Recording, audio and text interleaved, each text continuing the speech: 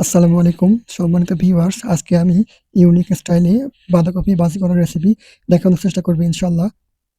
Viewers, এখন আমি বাঁধাকপিগুলো খুব সুন্দর করে চিকন করে কেটে নিব। এখন পেঁয়াজগুলো কেটে নিব। এখানে একটা সিক্রেট টিপস বলে দিই, আপনাদের যাদের পেঁয়াজ কাটতে সমস্যা হয়, চোখে পানি বের হয়, চোখ জ্বালা-পোড়া করে, তাদের জন্য একটা সিক্রেট টিপস বলে দিই। পেঁয়াজ কাটার আগে ছুরিতে সুন্দর করে সয়াবিন তেল মেখে নিবেন, তাহলে আর পেঁয়াজ কাটলে চোখে পানি বের হবে না।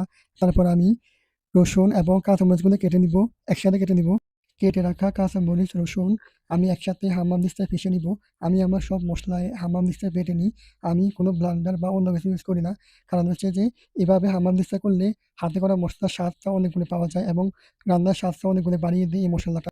তারপর আমি মাঝারি সাইজের ২ টা টমেটো নিয়ে খুব সুন্দর করে পিস, পিস করে পাতলা করে কেটে নিলাম। আলুগুলোকে আমি কাটারের সাহায্যে কেটে নিলাম।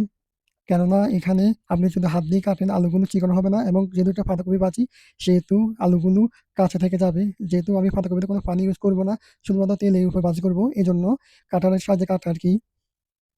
বিসমিল্লাহ বলে আমি গ্যাসটা অন করে দিলাম এবং কড়াইতে তেল দিয়ে দিলাম। এখন আমি কড়াইতে কিছু জিরা আর ধনিয়া গুঁড়া দিয়ে দিলাম। এখন চামিচ দিয়ে আমি মসলাটা নাড়িয়ে দিব। এরপর তেলের মধ্যে আমি আস্তে, আস্তে পেঁয়াজগুলো দিয়ে দিলাম এবং একটি চামচের সাহায্যে পেঁয়াজটা নেড়ে দিলাম। এখন ওখানে বেটে রাখা আমি কাঁচামরিচ এবং রসুন একসাথে মিক্স করা এটা দিয়ে দিলাম। দিয়ে ঢাকনা দিয়ে ঢেকে দিলাম। মাশাআল্লাহ, এখন পুরো রান্নাঘর জুড়ে পেঁয়াজ, মসলা, কাঁচামরিচ এবং রসুনের একটা ফ্লেভার পুরো রান্নাঘরে ছড়িয়ে গেছে। সামান্য পরিমাণ হলুদ, সামান্য পরিমাণ মরিচের গুঁড়া শুধুমাত্র ফ্লেভারের জন্য, সামান্য পরিমাণ জিরার গুঁড়া এবং স্পেশালভাবে একটা ডিম আমি এখানে দিয়ে দিব। কারণ হচ্ছে কফিতে আপনি যদি একটা ডিম ইউজ করেন, আপনার কফির স্বাদটা ১০০০ গুণে বেড়ে যাবে এখানে। এরপর আমি সবকিছু দিয়ে খুব সুন্দর করে ঢাকনা দিয়ে ঢেকে দিলাম। মসলাগুলো সামান্য ভেজে নেওয়ার পরে আমি মসলাগুলোর মধ্যে কেটে রাখা আলু, পাতাকপিগুলো আস্তে, আস্তে দিয়ে দিলাম। এরপরে দিয়ে দেওয়ার পরে আমি পাতাকপির উপরে কেটে রাখা টমেটোগুলো দিয়ে দিলাম। চুলার আগুনটা একটু কমিয়ে দিলাম এবং ৫ মিনিট পরে এসে আমি ভাজিগুলো খুব সুন্দর করে নেড়ে দিলাম।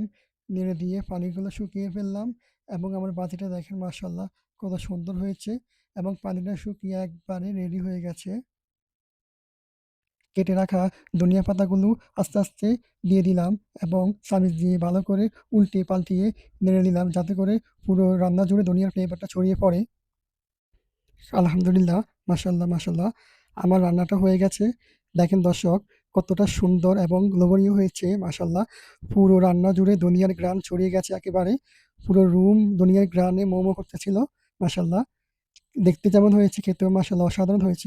তো সম্মানিত দর্শকবিন্দু, আমার ভিডিওটা কে কোথা থেকে দেখতেছেন কমেন্ট করে জানাবেন। কথা হবে অন্য কোনো ভিডিওতে অন্য কোনো সময়ে। সে পর্যন্ত সুস্থ থাকেন, ভালো থাকেন। আল্লাহ হাফেজ। আসসালামু আলাইকুম।